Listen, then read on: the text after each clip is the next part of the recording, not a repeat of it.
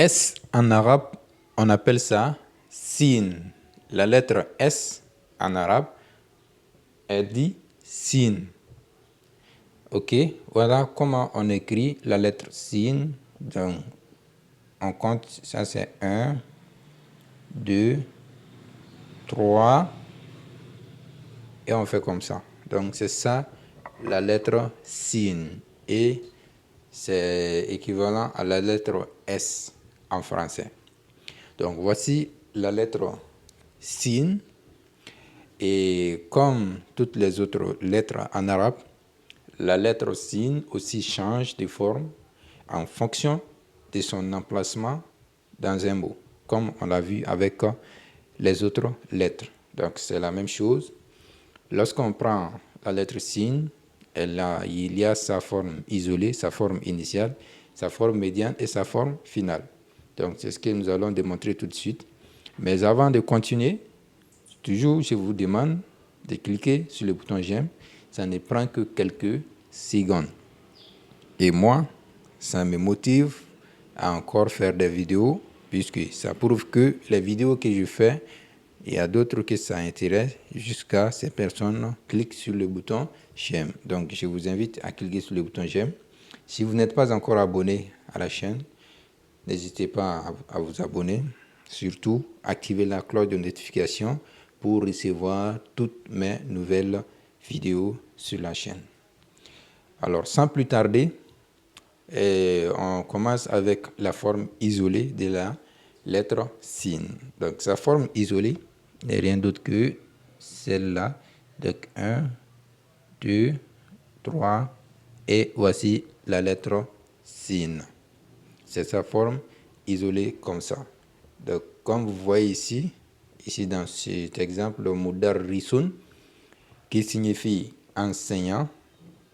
Donc, la lettre sin n'est pas collée à une autre lettre, et voilà pourquoi elle est isolée. Et sa forme initiale, lorsque le mot commence par la lettre sin, sa forme initiale sera comme ça. Compte toujours 1, 2, 3 et tiret de liaison.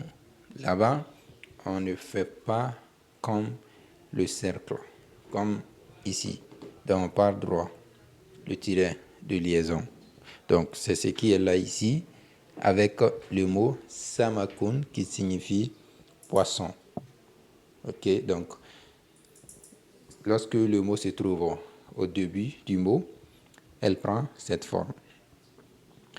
Et maintenant, lorsqu'on vient au niveau de la forme médiane, comme ça, on aura le tiret de liaison comme ça, et la lettre, ensuite tiret de liaison, puisque la lettre se trouve entre deux lettres.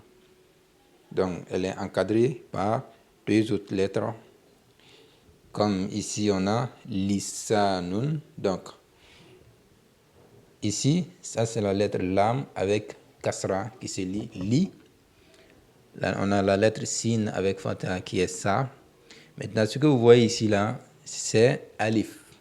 Donc, il n'y a pas de voyelle sur cette lettre.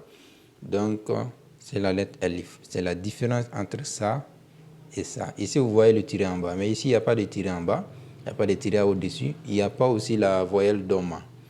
Donc, c'est ce qui prouve que c'est alif. Ça prolonge la prononciation de ça. Ça devient ça.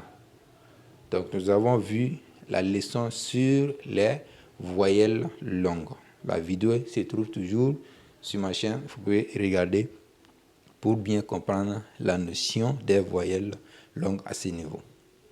Donc, maintenant, on part la forme finale.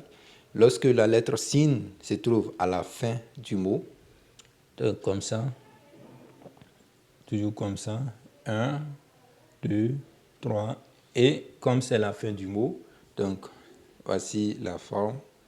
Donc le mot sera collé à d'autres lettres et la lettre sera collée à d'autres lettres et à la fin du mot. Donc souvent aussi on peut retrouver ça à la fin du mot, mais il n'est pas collé à une autre lettre comme ici. D'accord? Voilà. Donc ici, dans ce mot Shamsun, j'ai oublié de mettre les 3 points là. C'est une erreur. Donc, c'est Shamsun qui signifie soleil. Et non Samsun, c'est Shamsun. Donc, on a Shamsun ici. Donc, ça, c'est la forme finale de la lettre Sin. Donc, on va s'arrêter là. Et n'oubliez pas toujours de liker et de partager la vidéo. Assalamu alaikum wa rahmatullahi ta'ala wa barakatuhu.